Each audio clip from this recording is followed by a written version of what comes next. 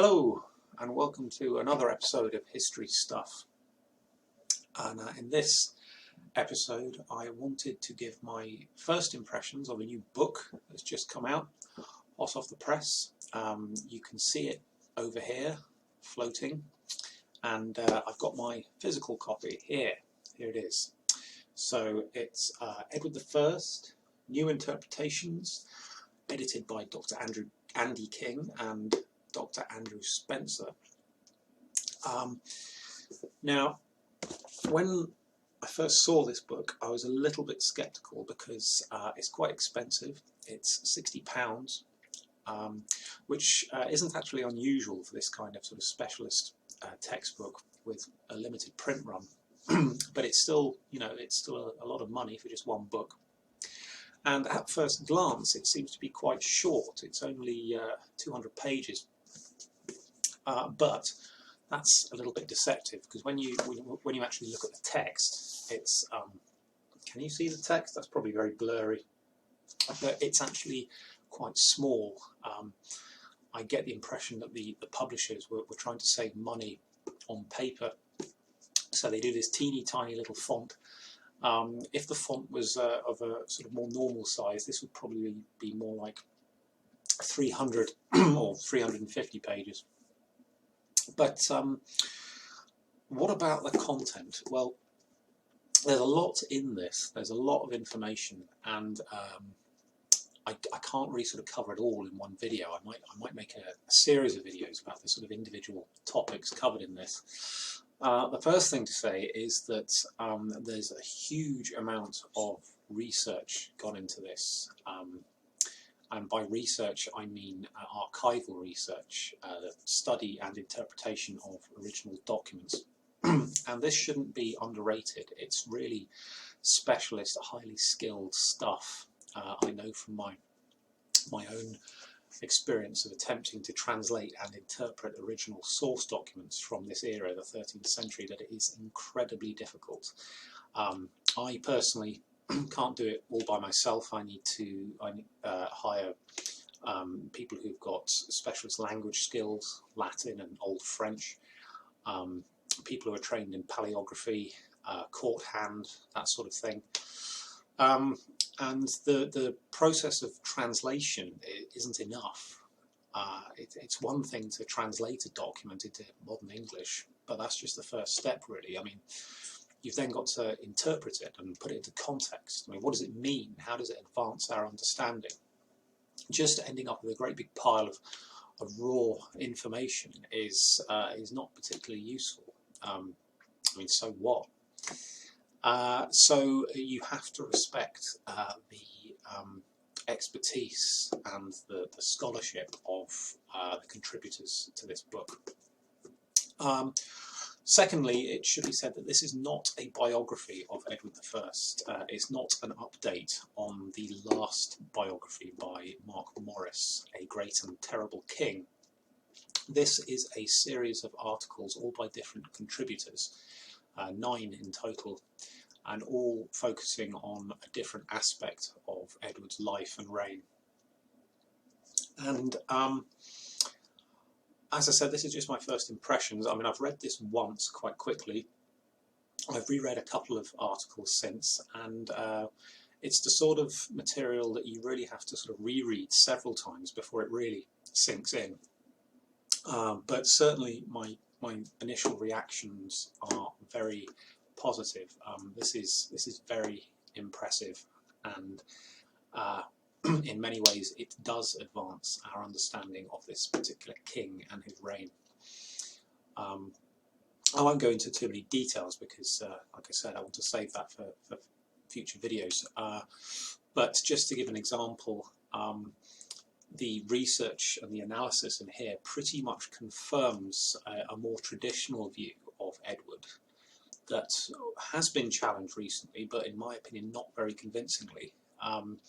It has been argued that Edward did not, in fact, concern himself very much with the system of justice and law and administration in England, that most of that was actually done by his clerks, and he just sort of he was like the fairy on top of the Christmas tree. He just presided over it all and didn't really engage very much. To judge from the material in here, that is a very mistaken impression. Edward, more than most kings, certainly kings of his particular dynasty, was far more engaged with his administration. And this can be tested in all sorts of ways. It's not really, it's funny, it's not really a matter of opinion to an extent. You can actually prove it with sort of data, with statistics. For instance, one of the contributors, Caroline Burt, has drawn up a series of graphs based on legal documents from Edward's reign that show this very striking correlation between the actual state of law and order in England when Edward is in the country and personally attending to government, as opposed to when he's out of it, doing something else like fighting the Welsh or the Scots, or he's doing something in France. And it is really noticeable that whenever the king is absent, the crime rate goes through the roof. England descends into sort of near anarchy, and when he comes back, it plunges back down again. Now, whether that's simply because the mere presence of the king sort of encouraged people to behave, you know, that may be true to an extent, but I think Edward's own sort of his own inclinations, his own personality, he's a quite sort of forceful, controlling character, and the entire thrust of his policy, all through his reign, really, it's very consistent, is centralisation. All power flows back to the crown. It doesn't flow outwards, it flows back to the crown and to the person of the king. And because he's quite an effective king, this has a direct influence on the state of law and order all over England. And this is both a good and a bad thing, because you know, so long as you have a king who is quite competent, then things are going to run fairly smoothly. But as soon as he's not available, that he's distracted and doing something else, the system tends to fall apart a little bit. So that's just one example of the sort of arguments that are made in this book very persuasively. And I think in the long run, even though this is a specialist book that will not have, you know, a tremendously wide circulation, or, you know, it won't make many sales, I have found strangely that information does have a tendency to sort of seep out. It will have an influence, I think, and it will change people's thinking on the subject of Edward I. So I'll say more about that in future videos. On a more personal note, I might go off on a little bit of a rant here, but I'll try and stay as calm and as objective as possible. One of the reasons why I really like this book, and some other books on the subject that have come out fairly recently, is that they're approaching the subject from a very sort of rational, evidential-based premise. They're trying to actually treat the subjects with respect and with intelligence, and with a sort of level of what you might call professionalism. There's no emotion or prejudice creeping into it, and I think this is important because we live in an age of fake news, as they call it, of misinformation. People are quite prepared to believe in all kinds of strange things just because they want to. It doesn't matter whether it's true or not, they just believe it anyway. And this applies very much to history as much as any other subject. And one of the things that gets up my nose a little bit is when, for example, people say things like, oh, well, your opinion of Edward I, for example, very much depends on your perspective. You know, it depends on one's perspective. No, it doesn't. It really doesn't. You know, that might annoy some people, but in my opinion, that's rubbish. It's sheer egotism, masquerading as some kind of insight, because we could all play that game.